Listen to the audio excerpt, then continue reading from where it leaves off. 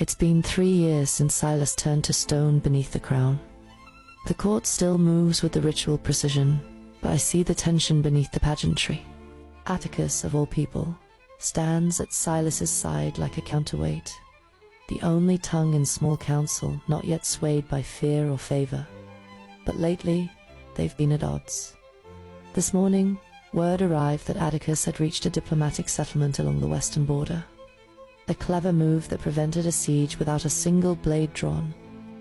But Silas didn't see victory.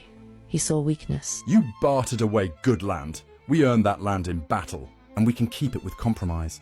Or do you plan to bleed every inch of the kingdom just to prove you can? Better to bleed than bend, Atticus. Then you've already forgotten what petty wars cost us. The room stilled, not from shock. The two had clashed in small council before, but as the years passed, the two started to look less like a king and an advisor, and more like adversaries. And Cyrus, absent again, with no word or apology. He stopped pretending to care entirely, slipping out of the palace like a shadow, smelling of moon petals and smoke when he returns. Silas wears a mask of indifference, but I see the twitch in his jaw when his name is mentioned. The one thing Silas can't stand more than incompetence is insolence. Cyrus may think himself untouchable, but even wildfires are snuffed out in storms. And when Silas tires of swallowing his pride, the reckoning will be swift and cruel. Signed, Celine of House Daybreak.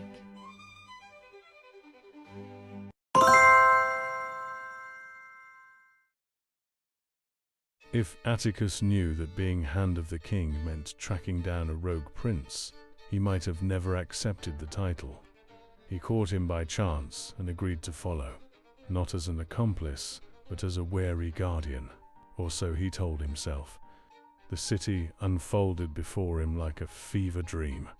He chased Cyrus through taverns thick with smoke and song, past the moonlit antics of restless city folk, and into questionable exchanges with unsettling company. Curious locals tagged along, eager to catch a glimpse of the forgotten prince with eyes as bright as moonstones. The city was alive with a sort of crass charm he'd only heard of in novels.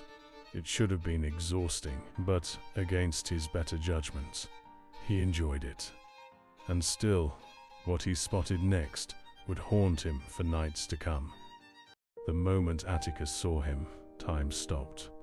A boy, eyes wide with a wary hunger that ran deeper than the flesh, and a longing gaze that stirred something within him that he couldn't name.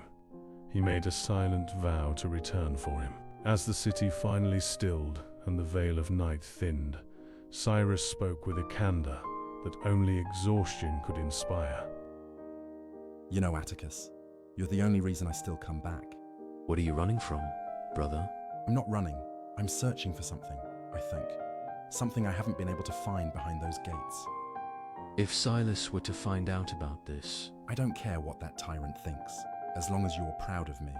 You say the word and I'll stop all of this.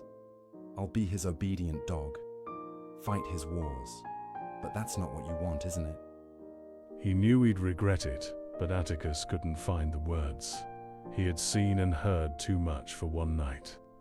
By the time they returned, something fragile had settled in his chest. A conviction of loyalty, not to the throne, but to the souls living beneath it, and to his surprise, he'd found that the weight of his title felt heavier, and his heart was no longer his own.